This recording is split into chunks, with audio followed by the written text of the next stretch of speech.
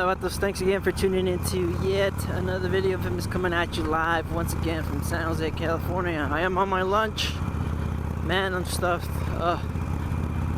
Anyways, just wanted to respond to your guys' comments. Of course, I'm replying to your comments on my latest video, if the FTC, going after Harley Davidson, and you guys had a few questions, and some of you guys were just sharing your own experience with Harley. Basically, I guess Harley is voiding people's warranty based on their maintenance. So if you don't do your 1K service with the dealership, then that voids your warranty, some of these dealers. But my own experience, I've never done that. I've never told anybody or customers or anything like that, if you don't use our services, or if you were to do it yourself, DIY, or take it to a third-party shop, that doesn't void people's warranty. I don't know. I mean, you would have to absolutely prove that a customer's neglect or a third-party shop, they made the mistake. Let's say the mechanic forgets to to fill up your oil. He forgets to put the oil in. I mean, that could happen. I believe it's happened before. So let's just say one of the mechanics forgets, but I mean that could happen at any dealer. I mean that could also happen with the dealership. We're humans. Mistakes happen. You guys seen my own videos.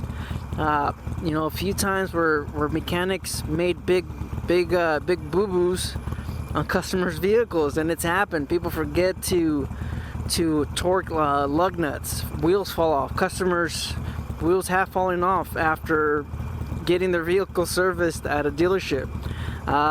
Same thing with the brake calipers. It's happened before.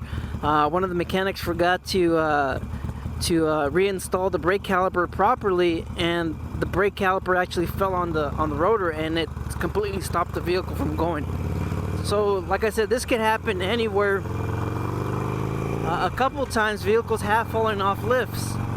I remember maybe 3 times that's happened, and one of those times it was on an alignment rack. The mechanic forgot to put the e-brake on, and the vehicle started rolling back, and it fell off the rack. It fell off the lift. So like I said, those mistakes can happen anywhere. So it's just bizarre that's happening. But you know what? It could happen, and the reason why I can see it happening, I'm not saying dealers are doing this, but if you guys see my other videos, when it comes to warranty repairs, it just doesn't pay the same. Alright, you can't bill Harley Davidson $160 an hour for warranty repairs. That's not gonna happen. It's kind of like anyways, yeah, Harley's not gonna be paying $160 an hour for warranty repair. That's just not the case. Typically, some of these dealers, they pay about, the manufacturers, they pay about, I'd say $65 to $70, about half, or a little bit over half, on what customers would pay. So, of course, dealers are going to lose a little bit depending on the repair. It could be a lot of it. They're going to lose out on profits, because with Harley, if the job requires half an hour, Harley's going to pay half an hour. That's it. I already made this point on my other videos. Now, if it's you or me, you or I, and we go to a dealership, and that same job takes half an hour, well, guess what? You're going to get billed 1 hour. It is what it is. You're going to get billed 1 hour of labor rate, even though it takes half an hour.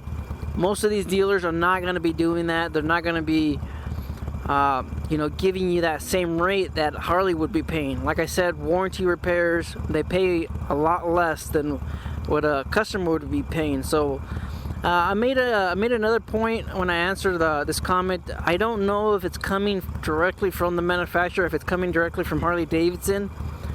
I don't see that happening. I just don't know. Maybe this could be a thing with just the dealers, as far as your maintenance and voiding your warranty, stuff like that.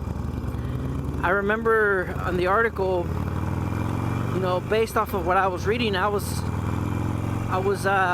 thinking, based off the information, Harley would have to absolutely show proof that the maintenance or the oil you put in there was the cause of the issue. So I also made a point about the slip-ons. Maybe Harley or maybe these dealers are voiding warranty based off of your slip-ons, which is completely stupid. It's idiotic. You don't even have to tune the bike if you have slip-ons.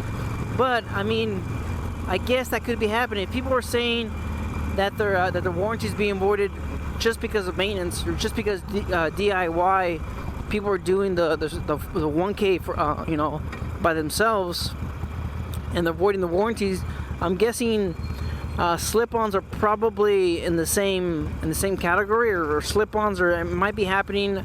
I've seen in the Facebook group where dealers are scaring customers, or they're scaring owners by telling them, you know, if you put slip-ons or you put anything non-50 state compliant in California, that will void your warranty. So that's something that I've been seeing in the Facebook group, you know, especially or more notably with California owners.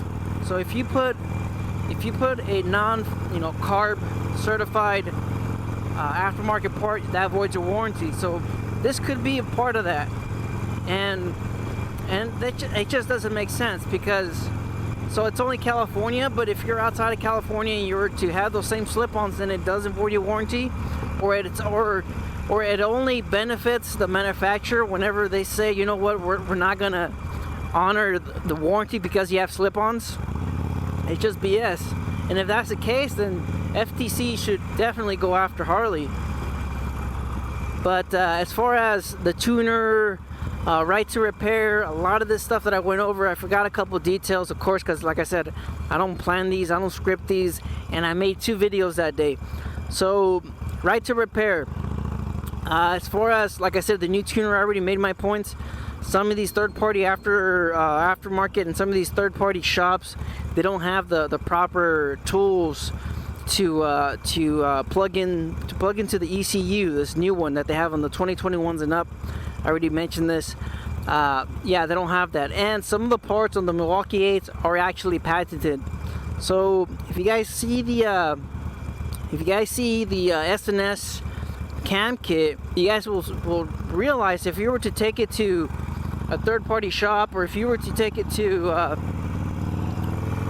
or if you were to do it yourself, of course, the stage 2, you would realize that there's parts missing. All right, and this is just one of the parts on the Milwaukee 8.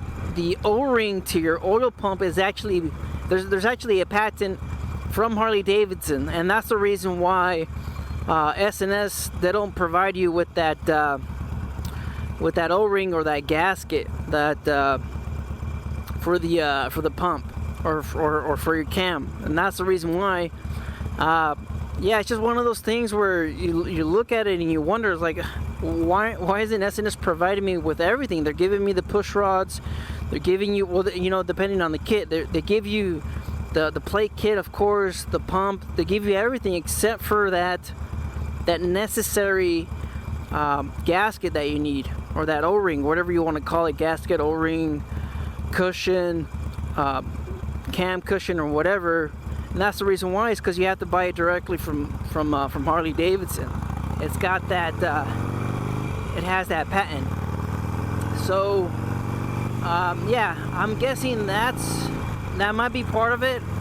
I don't know. I mean, like I said, this is just a bizarre situation, and there's not a lot of information out there. It's just the generic mumbo jumbo right to repair stuff. And I've been seeing this stuff for, like I said, 6-7 years, where Apple and, you know, John Deere, they're forcing these customers to buy OEM parts, and these OEM parts are, you know, 3 to 4 times more expensive than the aftermarket, than third-party suppliers. And what happens is, you have these, I'm just gonna call them hackers, kind of like DynoJet, FP3, fuel pack, stuff like that, where they're supplying tools for third-party shops so they can repair these vehicles, and some of these manufacturers are going after them. I'm not saying Harley's going after DynoJet, I'm not saying that, but it's something that I've seen before, where manufacturers are serving cease and desist, or what do you call that? And we're back. Yes, I was running late, so I had to speed it up. So now we cut a little bit forward, and let's talk about why is Harley doing this? Why is Harley deceiving their customers? Why is Harley, I guess, screwing over their consumers, their customers, by avoiding their warranty? And I mean, it's obvious, it's profits. It is what it is. It's just profits. And how is that profits? Well, the dealers benefit from this mainly because it incentivizes people to buy the prepaid plan. So if you're a consumer and you know Harley's voiding your warranty if you're not keeping the vehicle with them at a certified location, such as a dealership, then you're gonna be you're gonna lean a bit more towards getting your vehicle or your Harley serviced at a dealership, and by then it's gonna be a little bit cheaper to go ahead and pay for that prepaid plan. And I've already made videos on the prepaid plan. I already said that it's actually cheaper. It's actually cheaper to get the prepaid plan if you plan on servicing your vehicle. And some people, they don't have garages. Some people don't have the tools. Some people don't have the time. Some people don't have the skill set to do so. So this is what they end up doing. They just end up getting the prepaid plan, because like I mentioned, some people, they're not allowed to work on their vehicles depending on where you live. So the dealers win by, of course, keeping their mechanics busy. They don't have to compete against third-party shops, third-party repair shops. They don't have to do that.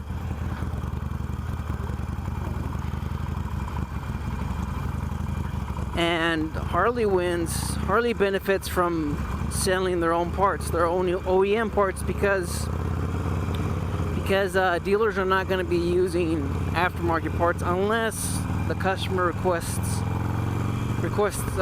these services. And of course, like I said, if these I think it's mainly just to get people used to going to the dealership, kind of being like a familiar face.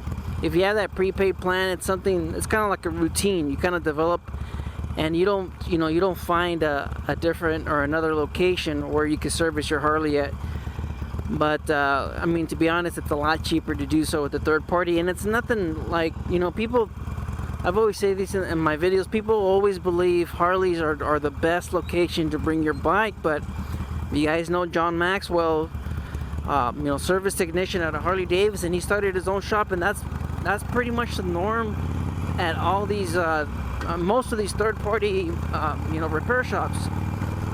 Sometimes there's a ceiling to these dealerships. There's only, depending on the shop, of course, there's one journeyman or one foreman, or it just depends on the structural. I've been at dealerships where they have three master techs or shop foremans. I think, yeah, some dealers have two, and then depending on the schedule, I've worked at dealers that have a schedule of 7 days a week. So those locations, they typically have three shop foremans and they just kind of rotate. But like I said, the pay cap, depending, like I said, man, this all depends on the location. But based off of my own shop dealers, typically the cap would be around $34, $34.95. That's like a master technician, shop foreman. And if you're a master tech, or if you're a journeyman, and you want, you want to move up and pay, or you want to move up in position, and there's somebody already there, there's nothing for you to do other than to either find a different shop or to start your own shop. And that's pretty much what John Maxwell pretty much did. So anyways, enough rambling. Yeah, Harley benefits from selling parts, retail plus 10% markup because of the dealerships, and the dealers, they benefit a lot by keeping customers coming back and potentially needing a major service down the road. This is what these prepaid plans, that's why they're a lot cheaper than taking it, because every service visit's about it's about $300 to $500 depending on which one you're doing, and then of course they add up if you take it to the dealership. So and the main reason why you get that prepaid plan, or the main reason why they give you a discount, is because they know you're coming back, and they know if you need something, they're going to be able to sell it to you. So it's the same thing with anything else. You give somebody a discount, you do the service, and then potentially there's a chance they might find a major issue like brakes, tires, and then that's pretty much where they get you. That's where they make their money back, is by selling you brakes, brake clean, fluid flush, 3-hole change, tires, bearings, fork seals, stuff like that. That's where they make their money, or that's where they make the money back, by doing those. And $160 an hour, it adds up quick.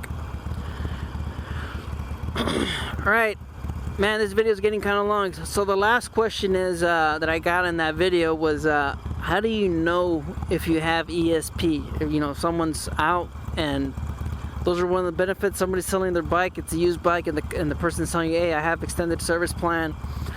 The only way to find out if it's still valid, because like I said, even a tuner, sometimes these customers, they go to these dealers, and dealers won't tell them, or they won't inform them, hey, you have ESP. If we do this aftermarket component, or if we install this aftermarket part, you are going to void your warranty. Some service writers, they don't inform the customer, so there's a chance somebody might have ESP on their bike and it could be voided. And the only way to check that is to take it to the dealership. They would have to log into ESP and check it. I mean, they would have to find out for themselves. You would have to take it to the dealership. Now, depending on the dealership, of course, it's tough to kind of predict. I mean, are they willing to check it? I think most shops will. Some shops will probably try to bill you, of course, 1 hour, like a safety inspection sort of thing. I mean, they're going to try to push that, but you would have to ask the dealership and have them check it for you and verify that it still has ESP.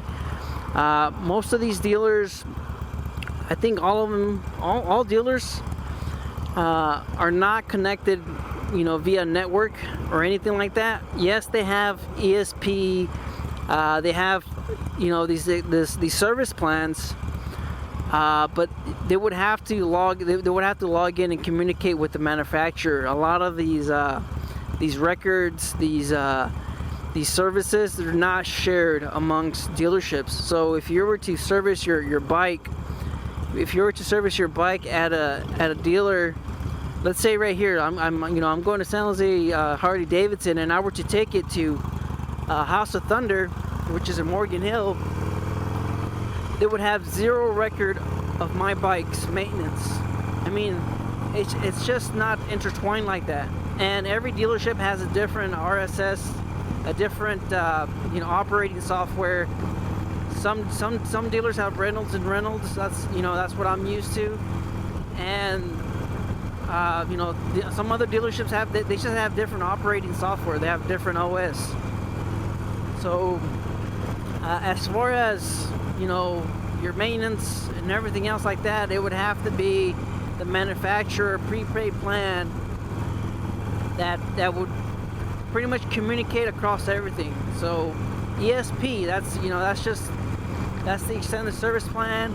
All these dealerships, all these manufacturers have a different version of it. You have TSP, you you have NSP, you know, Nissan, Toyota, they all have their own version of the service plan, and the only way to check something like that, or to check to see if they have extended warranty, would be for them to kind of go, I have to put gas in this bike, but yeah, I mean, that's pretty much it. If you guys have any other questions, go ahead and leave them down below. This is one of those long videos, a lot of information. You know, there's some other stuff that I thought about, because like I said, I don't script these videos. I think there was some other stuff for me to kind of go over, if I remember. I don't think I'm gonna remember. So anyways, yeah, I don't remember. I think I said everything, or I think I responded to everything, all the questions and stuff like that. But I think I was gonna say something about the mechanics and about commission and how the system incentivizes dealers, employees to kind of, you know, do things dishonest. All right, and I've seen stuff. I've had co-workers do some really shady stuff, but you know what, let's just leave that for another video. I mean, the mechanics, the service writers, it's all kind of commission based. Service writers commission based. Mechanics, they get paid, you know, hourly. So if you work, you know, if you work a 1 hour job and the job itself pays 3 hours, well, you're getting paid for 3 hours. So that's how that kind of works. Some services, they pay 3 hours for like breaks, and you could do them in about an hour. So anything else, man, yes, just stay out there, stay safe, don't believe everything you read, life's for risk, get out there and ride. Later.